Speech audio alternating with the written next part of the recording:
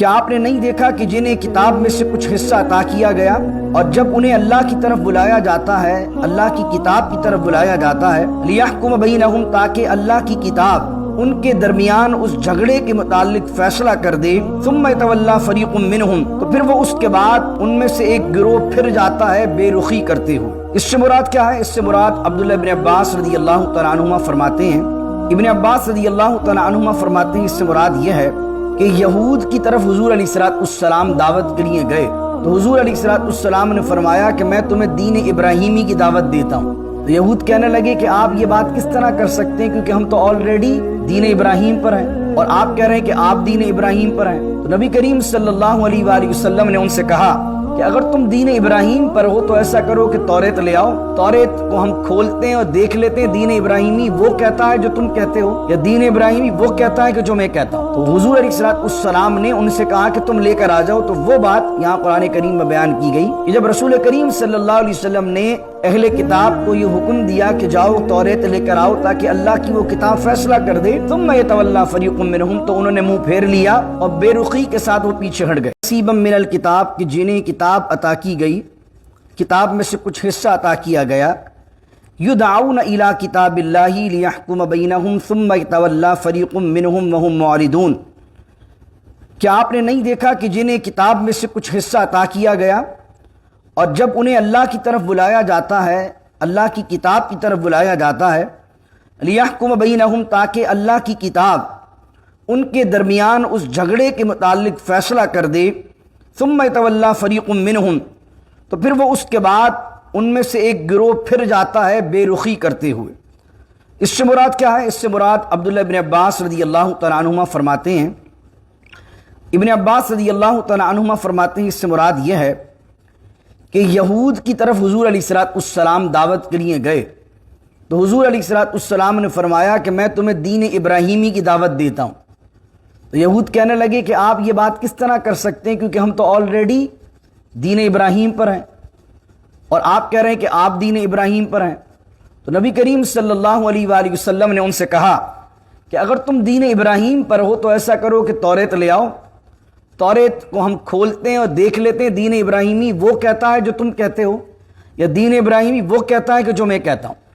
تو حضور علیہ السلام نے ان سے کہا کہ تم لے کر آ جاؤ۔ تو وہ بات یہاں قرآن کریم میں بیان کی گئی کہ جب رسول کریم صلی اللہ علیہ وسلم نے اہل کتاب کو یہ حکم دیا کہ جاؤ توریت لے کر آؤ تاکہ اللہ کی وہ کتاب فیصلہ کر دے، ثم یتولی فریق منہم، تو انہوں نے منہ پھیر لیا اور بے رخی کے ساتھ وہ پیچھے ہٹ گئے۔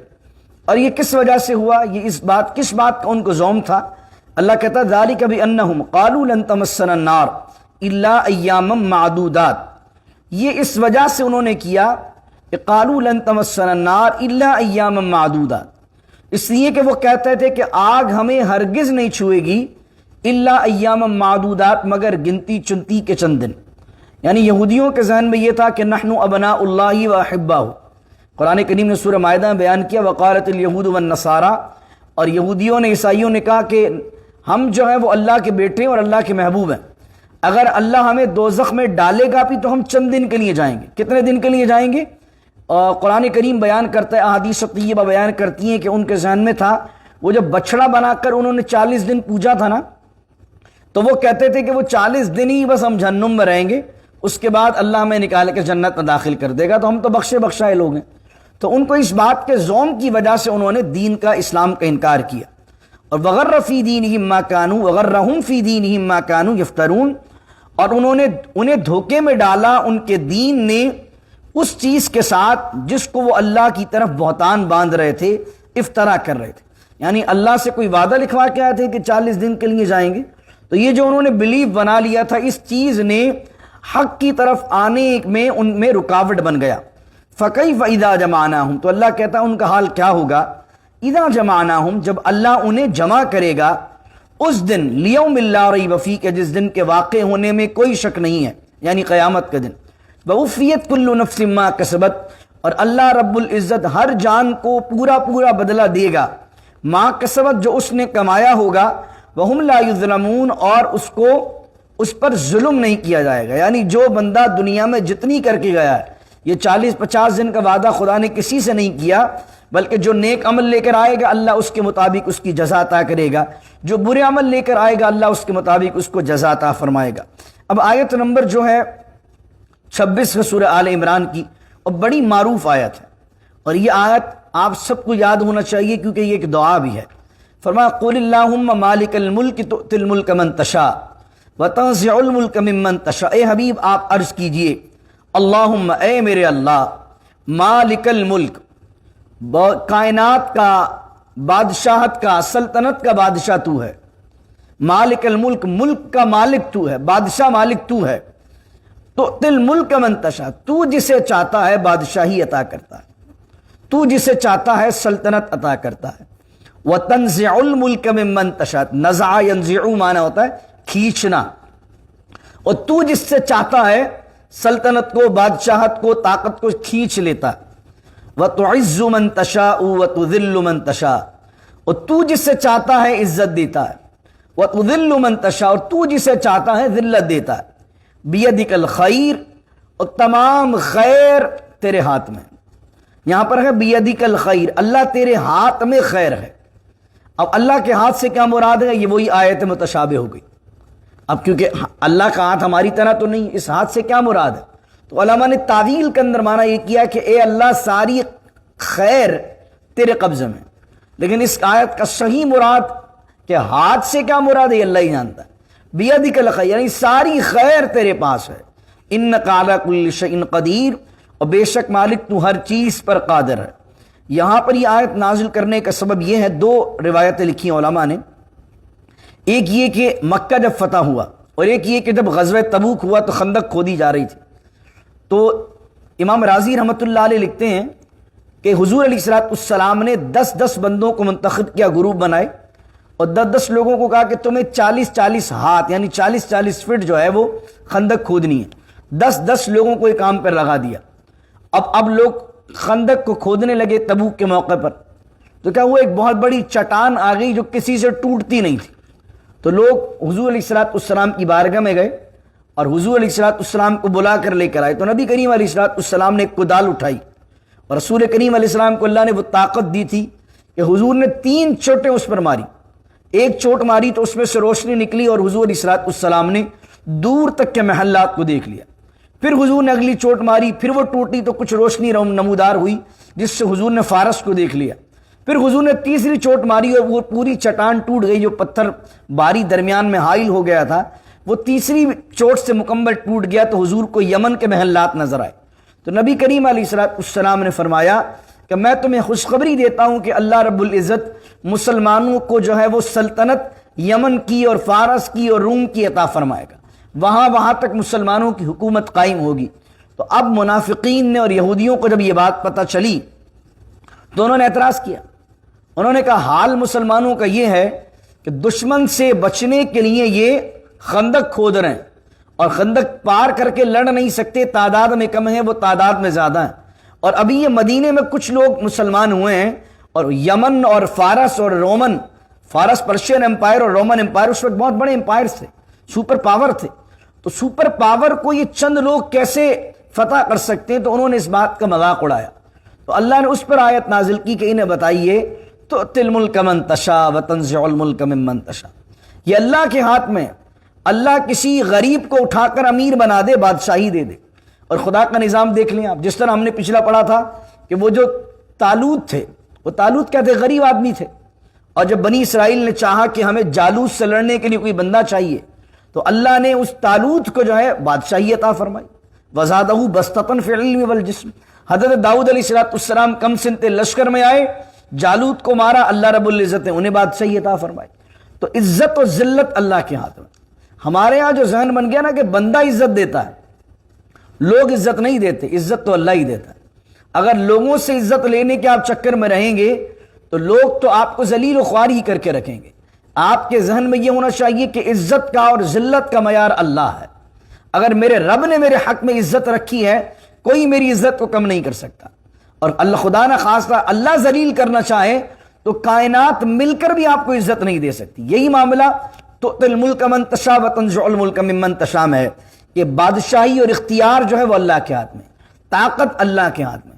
اگر اللہ مجھے مضبوط کرنا چاہے گا تو کوئی مجھے کمزور نہیں کر سکتا، اور اگر خدا کی طرف سے اللہ نہ کرے کہ اللہ کسی کو کمزور کرنا چاہے تو ساری دنیا بھی اسے منصب دے کر بھی عزت والا اور طاقتور نہیں کر سکتی۔ تو ساری بیدک الخیر، اللہ نے بتا دیا ساری خیر، ساری طاقت، ساری بھلائی کس کے ہاتھ میں؟ اللہ کے ہاتھ۔ اب آگے پڑھتے تو ہم ہیں لیکن یقین تو رکھیں۔ ہم تو سوچتے ہیں یار یہ میرا کام کر دے گا تو کام ہو جائے گا، یہ میرا معاملہ کر دے گا، یہ میری سفارش کرے گا، یہ مسئلہ بیان کر دے گا۔ تو بیدک الخیر پر اتنا کامل یقین ہونا چاہیے کہ سب چیزوں کا اختیار میرے مالک کے پاس ہے۔ اور کس کے پاس ہے؟ مالک الملک، سارے عالم کا بادشاہ وہ ہے۔ اور پھر آگے بیان کیا، اگلی آیت پر میں اختتام کرتا ہوں، آیت نمبر 27 میں اور کمال بات ہے۔ کسی کے ذہن میں آئے کہ وہ بادشاہی کیسے دے سکتا ہے، وہ عزت و ذلت کے اختیار کیسے اس کے ہاتھ میں، تو اللہ اپنی اور صفت بیان کرتا ہے، کہتا تولج اللیل فی النہار وتولج النہار فی اللیل۔ اللہ وہ ہے جو لیل کو داخل کرتا ہے نہار میں، لیل مانے رات، نہار مانے دن۔ تولج اللیل فی النہار، اللہ رات کو داخل کر دیتا ہے دن میں۔ اس سے مراد کیا ہے؟ اس سے مراد ہے گرمیاں، کہ اللہ رب العزت کیا کرتا ہے کہ رات کو داخل کر دیتا ہے دن میں، یعنی رات کے 2-4 گھنٹے دن میں شامل ہو جاتے ہیں، وہ دن بن جاتے ہیں، تو دن بڑا ہو جاتا ہے اور رات چھوٹی ہو جاتی ہے۔ جس طریقے سے ابھی آپ دیکھ لیں، مغرب کب ہو رہی ہے، عشاء پڑھ کے آپ گھر جائیے تو 12 بجے آپ سو جاتے ہیں، فجر پڑھنے صبح آ جاتے ہیں آپ، رات چھوٹی ہو گئی اور دن بڑا ہو گیا۔ تو اللہ کہہ رہا ہے یہ کون کرتا ہے؟ کہ اتنا سیکوینس سے کون نظام ہے کہ بھئی اب یہ جو گرمی آ رہی ہیں اس کے اندر دن بڑے ہوں گے رات چھوٹی ہوگی، اور سردیوں کے اندر دن چھوٹے ہوں گے رات بڑی ہوگی، یہ کون کر رہا ہے؟ کبھی سوچو تو صحیح، کون کرتا ہے؟ اللہ کرتا ہے۔ تولج اللیل، تولج کے معنی داخل کرنا، تولج اللیل فی النہار، اللہ دن میں رات کو داخل کرتا ہے، اور وتولج النہار فی اللیل، اور اللہ دن کو داخل کرتا ہے رات میں۔ یہ سردیاں آ گئیں، سردی میں دن کیا ہوتے ہیں؟ بڑے ہوتے ہیں، راتیں کیا ہوتی ہیں؟ چھوٹی۔ راتیں جو ہیں وہ سردیوں میں دن چھوٹا ہوتا ہے رات بڑی ہوتی ہے، گرمیوں میں دن بڑا ہوتا ہے رات جو ہے وہ چھوٹی ہو جاتی۔ تو فرمایا وَتُخْرِجُ الْحَيَّ مِنَ الْمَيِّتِ وَتُخْرِجُ الْمَيِّتَ مِنَ الْحَيِّ، اور اللہ تعالی نکالتا ہے زندہ کو مردہ میں سے، اور اللہ تعالی وَتُخْرِجُ الْمَيِّتَ مِنَ الْحَيِّ، اور تو ہی ہے جو نکالتا ہے مردہ میں سے زندہ میں سے مردہ کو۔ اس سے مراد کیا ہے؟ اس کو بالکل آسان سمجھ لیجئے، مرغی اور انڈا۔ جو فرمایا مردہ میں سے زندہ نکالتا ہے، تو انڈا کیا ہے؟ مردہ ہے۔ انڈا کے اگر آپ توڑ دیں اس کو ابتدا کے اندر ہی کیا نکلے گا؟ اس میں پانی نکلے گا۔ تو اللہ تعالیٰ اس مردہ میں سے کچھ عرصے بعد کیا نکال دیتا ہے؟ چوزا نکال دیتا ہے۔ تو وَتُخْرِجُ الْحَيَّ مِنَ الْمَيِّتِ، مردہ میں سے نکالا اللہ نے زندہ کو، وَتُخْرِجُ الْمَيِّتَ مِنَ الْحَيِّ، اور زندہ میں سے مردہ نکالتا ہے، یعنی مرغی میں سے کیا نکالتا ہے؟ انڈا نکالتا ہے۔ اسی طرح جو انسان پیدا ہوتے ہیں وہ بھی ایسے ہی، جو انسان پیدا ہوتا ہے وہ کروموزومز کے ذریعے سے آگے معاملہ چلتا ہے نا، لیکن اب وہ کروموزوم اٹ سیلف کیا ہے؟ وہ ایک مردہ چیز ہے، لیکن اس کے ذریعے سے پھر اللہ تعالیٰ آگے اس نظام کو بڑھاتا ہے۔ تو اس طریقے سے ایک مراد یہ لی گئی ہے کہ اللہ تعالیٰ مردہ سے مراد کافر ہے اور زندہ سے مراد مومن ہے۔ تو بعض اوقات مومن کے گھر کافر پیدا ہو جاتے ہیں اور کافر کے گھر مومن پیدا ہو جاتے ہیں، یہ خدا کا نظام ہے۔ پھر فرمایا وَتَرْزُقُ مَن تَشَاءُ بِغَيْرِ حِسَاب، اور اے اللہ تو ہی وہ ہے کہ جو بغیر حساب کے لوگوں کو رزق عطا فرماتا ہے، بلا حساب و کتاب، کوئی بدل نہیں ہے۔ اللہ جس کو چاہے راتوں رات امیر بنا دے، جس کو چاہے اللہ راتوں رات، پوری زندگی غربت میں گزری ہو، ایک رات وہ صبح اٹھے امیر کر دے اللہ۔ تو یہ اللہ کے ہاتھ میں رزق۔ اب یہاں رزق سے مراد صرف روزی نہیں ہے، بلکہ اللہ کا ہر فضل، اللہ کا ہر انعام جو ہے، اور وہ انعام کیا ہے وہ اوپر بیان ہوا، بادشاہی، عزت، ذلت، یہ انعام نہیں، یہ دوسری چیز آ گئی، یہ شر ہو گیا۔ خیر کی ساری چیزیں کیا؟ عزت، دولت، شہرت، یہ ساری چیزیں اللہ کے ہاتھ میں ہیں، تو میرا رب جسے چاہتا ہے عطا کر دیتا۔ اب یہاں پر آپ دیکھیں گے یہ ہے تو دعا، لیکن اس میں ابھی تک اپنی بات تو آئی نہیں، لیکن دعا مکمل ہو گئی۔ ایک بات سوچنے کی ہے نا کہ قل اللہم سے بات چلی ہے وَتَرْزُقُ مَن تَشَاءُ بغیر حساب پر ختم ہوئی ہے، لیکن اس کے اندر یہ کہیں نہیں آیا کہ اے اللہ میرا یہ کام کر دے، اللہ مجھے بخش دے، اے اللہ میرا یہ مسئلہ حل کر دے، لیکن پھر بھی یہ دعا ہے۔ تو بہت خوبصورت بات لکھی علماء نے لکھا کہ بعض اوقات آپ کسی سے مانگنے جاتے ہیں تو جس سے مانگتے ہیں اس کی تعریف کے اندر یہ بات چھپی ہوتی ہے کہ آپ کچھ مانگنا چاہ رہے ہیں. جیسے آپ کسی کے پاس یار آپ جیسا آدمی دیکھا نہیں میں، آپ ایسے آدمی ہو، آپ بڑے کمال آدمی ہو، آپ کے پاس کوئی آ جائے طبیعت اس کی خوش ہو جاتی ہے. آپ کے پاس کوئی آ جائے آپ کبھی کسی کو ناراض کرتے ہی نہیں ہیں. ابھی آدمی کیوں تعریف کر رہا ہے؟ لیکن تعریف کر کے اپنا مدعا کچھ نہیں بولے، بات کچھ نہیں بولے، تو سامنے والا سمجھ جاتا ہے کہ یار کوئی نہ کوئی مطلب سے آیا. اچھا بھائی کیا کام ہے؟ فلاں تمہارا کام ہے. ہاں مجھے یاد ہے میں نے کال کر دی ہے، یا یہ چیک لے جاؤ 2 دن بعد کیش کرا لینا. تو صرف تعریف کرتے کرتے کرتے آپ نے بات کر دی. تو یہاں بھی وہی معاملہ ہے کہ آپ نے اللہم مالک الملک سے شروع کیا، وَتَرْزُقُ مَن تَشَاءُ بِغَيْرِ حساب تک کہا. اور کیا کہنا چاہ رہے ہیں آپ؟ اللہ تیرے ہاتھ میں اختیار، تیرے پاس بادشاہی، مالک تو عزت دیتا ہے، تو ذلت دیتا ہے. تو اب انٹرنلی جو معاملہ کیا ثابت ہو رہا ہے کہ جب اختیار تیرے ہاتھ میں تو مجھے طاقتور کر دے، بادشاہی تیرے ہاتھ میں ہے تو سلطنت مجھے عطا کر دے، عزت تیرے ہاتھ میں ہے تو مجھے عزت عطا کر دے. دوسری بات یہ کہ جب ذلت تیرے ہاتھ میں ہے تو مجھے ذلیل ہونے سے بچانا. مالک اگر تیرے ہاتھ میں تو سلطنت کو چھین لیتا ہے تو مجھے ان لوگوں میں شامل نہ کرنا کہ جن سے تو نے اختیار کو لے لیا ہے. اسی وجہ سے ہم دعا کیا کرتے ہیں؟ اللہ اللہم انا نعوذ بک من زوال نعمتک یا منعم.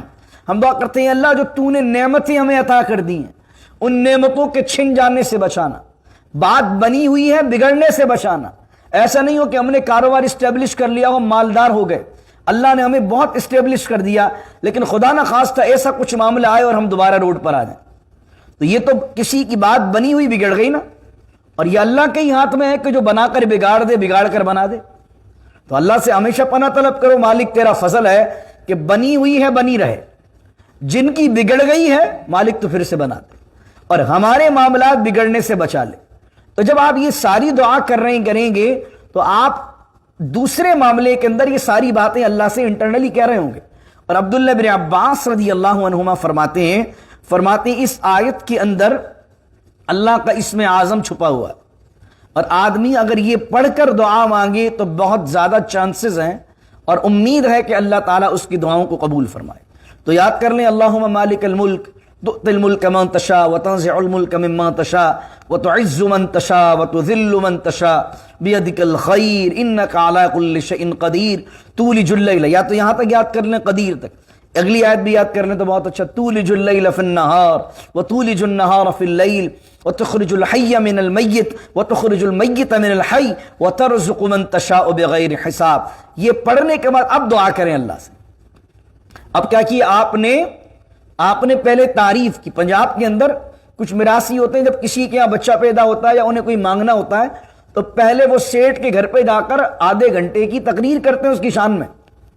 پہلے اس کی بات بیان کرتے ہیں کہ بھائی تو تیری شان کیا ہے، تیرا خاندان کیا ہے، تو بڑا عالی آدمی ہے، تیرے معاملات، تیرے دادا ایسے تھے. تو جب آدمی بندے سے کام نکلوانا ہو تو اس کی تعریف کرتا ہے 15 منٹ تک.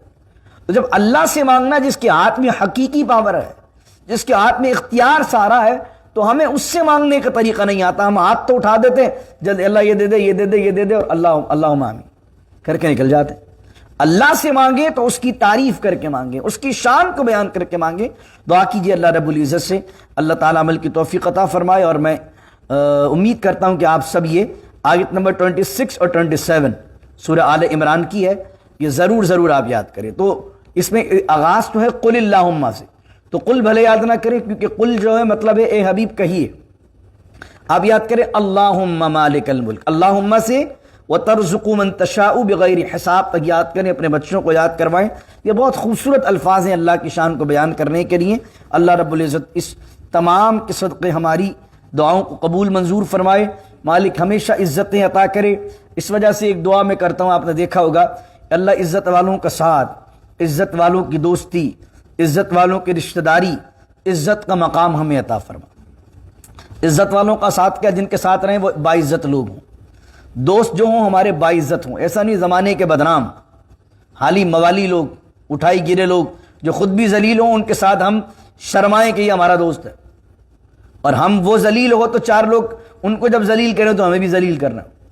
عزت والوں کی رشتہ داری، اس سے مراد کیا ہے؟ اللہ نے آپ کو اولاد دی ہے، اگر آپ کی بچی کا رشتہ ذلیل لوگوں میں ہو گیا، اگر آپ کے بچے کا رشتہ ذلیل لوگوں میں ہو گیا تو زندگی بھر کا ساتھ ہے. ایسے کمینہ صفت لوگوں میں آپ پھنس گئے تو زندگی بھر آپ کے ساتھ وہ رہے گا اور آپ ذہنی طور پر بیچارے پریشان ہو جائیں گے. تو اس لیے دعا مانگے اللہ عزت تیرے ہاتھ میں. تو جب میں اپنی بچیوں کا اپنے بچوں کا رشتہ کروں تو اس وقت بھی میرا جو تعلق ہو میرا جو ساتھ ہو وہ عزت والوں سے پڑے. اللہ ذلت سے ذلیل لوگوں کی صحبت سے ذلیل لوگوں کی رشتہ داری سے ذلیل لوگوں کی دوستی سے اللہ اپنی پناہ عطا فرما. ذلت کے مقام سے پناہ عطا فرما. ایسا عمل سے بچا جس کو کر کے ہم ذلیل ہو جائیں. اللہ ہماری عزت کو سلامت رکھنا. اللہ ہماری عزت کو سلامت رکھنا. ہماری بات بنی ہوئی ہے تو یہ دعائیں آپ کو کرنا آئیں گی. اور مالک اپنے کرم سے اپنے فضل سے مجھے صاحب اختیار کر دے, مجھے مضبوط کر دے. میں کسی کے انڈر میں رہ کر دبوں نہیں, مجھے کوئی دبا نہ سکے, مجھے کوئی مجبور نہ کر سکے, مجھے کوئی عاجز نہ کر سکے, میرے ساتھ کوئی زیادتی نہ کر سکے. وہ کب نہیں کر سکے گا؟ جب آپ کا اپر ہینڈ ہوگا. اور آپ جب کسی کے انڈر میں ہوں گے وہ جب چاہے گا آپ کو ذلیل کر دے گا, جب چاہے گا آپ کو دبائے گا, جب چاہے گا آپ کو مجبور کرے گا. آپ نہیں بھی کام کرنا چاہ رہے ہوں گے وہ غلط کام, لیکن کوئی مجبور کر کے آپ سے کروا دے گا کیونکہ آپ کی مجبوری ہو جائے گی. تو اللہ سے دعا کیا کریں؟ تو الملک من تشاء. الہی اختیار تیرے ہاتھ میں, بادشاہی تیرے ہاتھ میں, تو اختیار تیرے ہاتھ میں ہے تو مجھے صاحب اختیار کر دے. مجھے کسی سے مجبور ہونے سے بچانا, کسی کے سامنے معذور ہونے سے بچانا, مجھے ذلت سے بچانا. عزت کا ساتھ دے, بادشاہی عطا کر, طاقت عطا کر, اختیار عطا کر, اور اپنی جانب سے وَتَرْزُقُ مَن تَشَاءُ بغیر حساب. اور تو ہے جو بغیر حساب کے روزی عطا کرتا ہے, فضل و انعام عطا کرتا ہے. تو مالک اس آیت کا صدقہ مجھے بھی بے حساب اپنے کرم و فضل سے روزی اور روزگار عطا فرما. بسم اللہ الرحمن الرحیم. الحمدللہ رب العالمین, الصلاة والسلام علی اشرف الانبیاء والمرسلین. ربنا ظلمنا انفسنا وان لم تغفر لنا وترحمنا لنكونن من الخاسرين. ربنا اتمم لنا نورنا واغفر لنا انك على كل شيء قدير. ان الله ملائكته يصلون على النبي يا ايها الذين امنوا صلوا عليه وسلموا تسليما. اللهم صل على سيدنا ومولانا محمد معدن الجود والكرم وآله وصحبه وبارك وسلم. سبحان ربك رب العزة عما يصفون وسلام على المرسلين الحمد لله رب العالمين. لا إله إلا الله محمد الرسول.